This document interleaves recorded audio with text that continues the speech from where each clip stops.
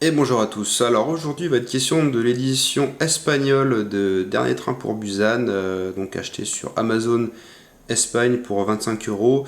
C'est une édition de disques qui malheureusement ne comporte pas le français, donc voilà, c'est déjà une chose à savoir avant de franchir le pas de l'achat. Au niveau de la finition, j'étais un petit peu déçu, mais bon, en même temps, c'est ma faute, hein. Je pensais avoir une finition spot gloss ou zéro finish, enfin quelque chose de mieux et de différent de la française, et pas du tout. On est toujours sur du mat avec des reflets métalliques.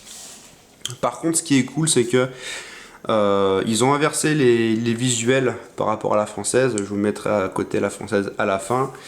Et je trouve que ça rend mieux déjà au niveau des visuels. Pareil au niveau des couleurs. La française était très bleue. Les couleurs un peu plus apocalyptiques ici, on va dire, marchent mieux pour le film, hein, puisque c'est pas un film marrant. Voilà, on va dire ça comme ça. Et puis je trouve aussi que le steelbook est plus épuré que la version française. Si j'y arrive à l'ouvrir. Voilà. Parce que donc sur la version française, on a donc déjà un logo en bas avec une phrase, pareil pour la tranche. Alors ça peut paraître minime, voire ridicule pour certains. Moi, c'est vrai que je préfère quand il n'y a rien. Voilà, bon, ça reste un détail, mais moi je préfère quand même vous le signaler. Et puis ouais, je trouve mieux fini. Franchement, ouais, c'est mieux fini. Par contre, à l'intérieur, on est sur la même image que sur la version française.